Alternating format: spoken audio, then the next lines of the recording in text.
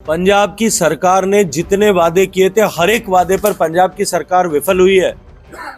और दूसरी तरफ पंजाब की जनता जिन्होंने भरपेट आशीर्वाद दिया, छप्पर फाड़ करके आशीर्वाद दिया, उस जनता को माफिया राज और अराजकता के हवाले करने का पाप इस वर्तमान सरकार ने किया है।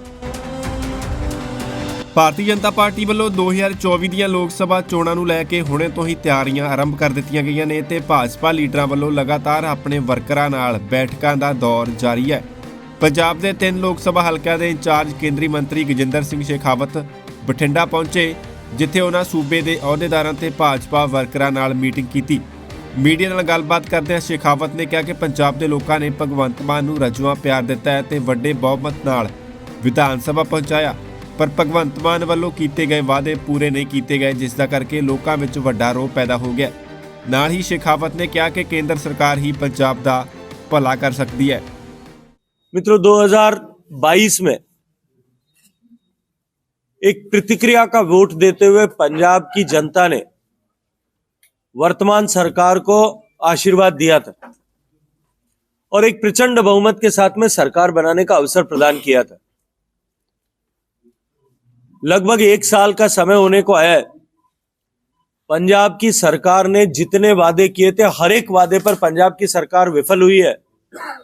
और दूसरी तरफ पंजाब की जनता जिन्होंने भरपेट आशीर्वाद दिया, छप्पर फाड़ करके आशीर्वाद दिया, उस जनता को माफिया राज और अराजकता के हवाले करने का पाप इस वर्तमान सरकार ने किया है।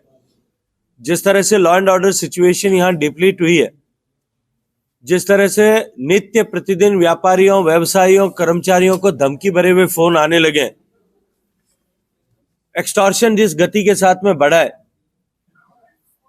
पंजाब की सत्तारूढ़ पार्टी के विधायकों ने जिस तरह से लूट खसोट प्रारंभ की है,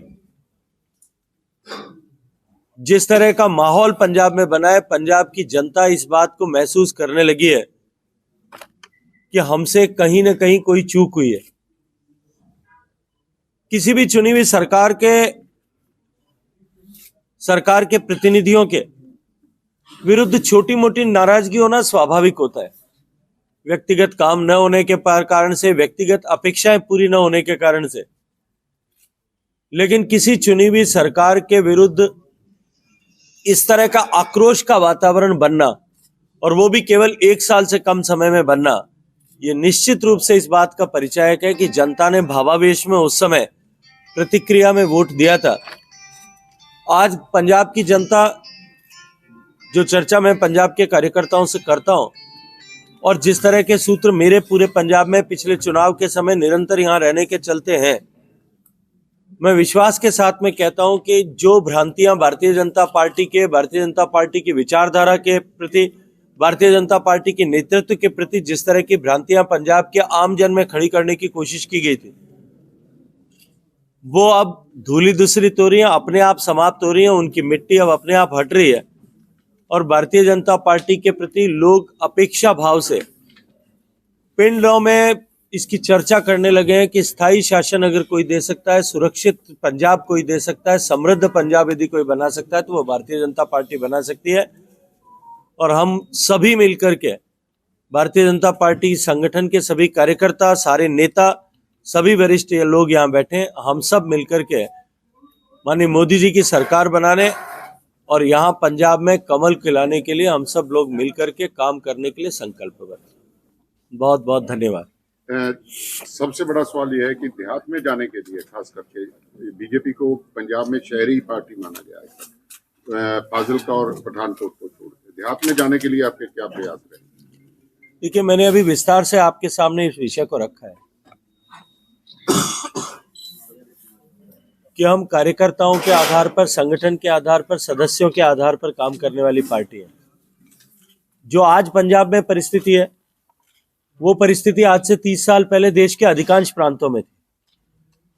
1990 के दशक से पहले गुजरात में भी यही स्थिति थी कि भारतीय जनता पार्टी या जनसंघ को मात्र जो है शहरों की पार्टी माना जाता था। सूरत और अहमदाबाद के बाहर कहीं अस्तित्व नहीं था। 2090 में भारतीय जनता पार्टी तीसरे नंबर की पार्टी थी, कांग्रेस और जनता दल के बाद में गुजरात के परिप्रेक्ष्य में बात कर रहा हूं। लेकिन आज 2090 से लेकर के आज लगातार सत्ता में है। इसलिए जब पार्टी संगठन के आधार पर काम करती है, अपनी विचारधारा को नीचे लेकर के जाती है, आज तो परिस्थितियां बदली है कि देश में 17-18 प्रदेशों में भारतीय जनता पार्टी की प्रत्यक्ष परोक्ष रूप से काम करने वाली सरकार है। मैं विश्वास के साथ में कहता हूं कि अब लोगों के मन में जो भ्रांतियां जानबूझ करके नियोजित तरीके से खड़ी की गई थी वो हटने लगी हैं। वातावरण अनुकूल है। भारतीय जनता पार्टी की तरफ लोग आशा की दृष्टि से देख रहे हैं। किसानों के सब दोस्ताना संबंध। देखिए, माननीय नरेंद्र मोदी जी ने देश की सरकार बनने के बाद 2014 से निरंतर किसान के कल्याण के लिए काम किया है। और डॉक्टर स्वामीनाथन की रिपोर्ट, जिसकी चर्चा किसानों की चर्चा करते हुए करेंगे, पीछे चुप कर जाएंगे। जिस किसानों की चर्चा करते हुए हमेशा जो डॉक्टर स्वामीनाथन की बात होती है, डॉक्टर स्वामीनाथन ने खुद लिख करके इस बात को स्वीकार किया है और एक जगह नहीं अनेक जगह लिख करके बोल करके इस बात को स्वीकार किया है कि उनकी रिपोर्ट के अनुरूप अगर किसी पॉलिटिकल पार्टी या सरकार ने लेटर एंड स्पिरिट में काम किया है, वो भारतीय जनता पार्टी की नरेंद्र मोदी सरकार ने किया है। आज देश का किसान, देश भर का किसान इस बात को मानता है कि सॉइल हेल्थ कार्ड से लेकर के प्रधानमंत्री किसान सम्मान निधि से लेकर के खाद और बीज के आपूर्ति से लेकर के प्रोक्योरमेंट से लेकर के और प्रोसेसिंग को स्ट्रेंथन करने, पोस्ट सर्विस मैनेजमेंट को स्ट्रेंथन करने के लिए, हिंदुस्तान को एक्सपोर्ट हब बनाने के लिए जिस तरह से मोदी जी की सरकार ने काम किया, उसके परिणाम धरातल पे दिखाई देते हैं। कुछ लोगों ने नियोजित रूप से अपने राजनीतिक महत्वाकांक्षाओं की पूर्ति के लिए किसानों और भारतीय जनता पार्टी या किसानों और मोदी जी के बीच में पंजाब में एक दीवार खड़ी करने की कोशिश की थी, लेकिन वो दीवार अब भरभरा के गिर गई है और लोग हकीकत समझने लगे हैं। और इसी से मैंने कहा है कि पंजाब में भी गांव में बैठे हुए लोग, पिंड में बैठे हुए किसान भी अब ये अपेक्षा करते हैं कि अब भारतीय जनता पार्टी है जो उनकी असली खैरख्वाह हो सकती है। ਪੰਜਾਬ ਦੇ ਮਾਹੌਲ ਨੂੰ ਕਿਵੇਂ ਦੇਖਦੇ ਹੋ? ਜਗ੍ਹਾ ਜਗ੍ਹਾ ਤੇ ਹੋਲਡਿੰਗ ਲੱਗੇ, ਗੁਰਦੁਆਰਾ ਪੰਨੂ ਨੇ 4 ਜਗ੍ਹਾ ਤੇ होल्डिंग लगे, बठिंडा ਦੇ ਚ माहौल किधर ਨੂੰ जा रहा है पंजाब में? निश्चित रूप से चिंता का विषय है और जैसा मैंने अभी अपने प्रारंभिक वक्तव्य में भी कहा, ओपनिंग रिमार्क्स में भी, कि पंजाब में लॉ एंड ऑर्डर सिचुएशन जो है बुरी तरह से कॉम्प्रोमाइज हुई है। न केवल इस तरह की विभाजनकारी ताकतें एक बार फिर सिर उठाने लगी हैं, अपितु चोला बदल करके इन विभाजनकारी ताकतों के प्रश्रय से, इनके सहयोग से अलग अलग तरह के माफिया भी पंजाब में पनपने लगे हैं। देश की सरकार पैनी दृष्टि बना करके इन सब पर देख कर ध्यान रखे हुए और निरंतर पंजाब सरकार के, पंजाब पुलिस के संपर्क में रह करके उन्हें जिस तरह का सहयोग करना चाहिए उस तरह के सहयोग प्रतिबद्धता के साथ में कर रहे हैं। शायद कॉल बड़ी आ रही है ना, थोड़े बताया ना मैंने। भाजपा में शामिल हुए थे, पर पंजाब की लीडरशिप कह रही है आपकी कि हमें मालूम नहीं है मनप्रीत बादल भाजपा में शामिल हुए।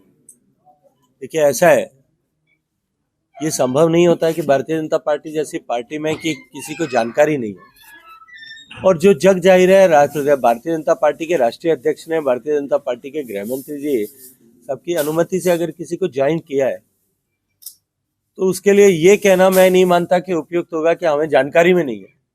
हो सकता है किसी व्यक्ति विशेष की जानकारी में न हो, लेकिन पार्टी और संगठन की जानकारी में न हो, ऐसा संभव भारतीय जनता पार्टी में कम से कम नहीं होता। पर नजर नहीं आ रहे मनप्रीत बादल, नजर नहीं आ रहे ना होल्डिंग दे विच ना ਤੁਹਾਡੀ कॉन्फ्रेंस दे विच बैठे। चलो, अभी तो आए हैं घर में यार, घर में कोई नया परिवार में सदस्य आता है वो पहले ही दिन नजर आने लग जाता है।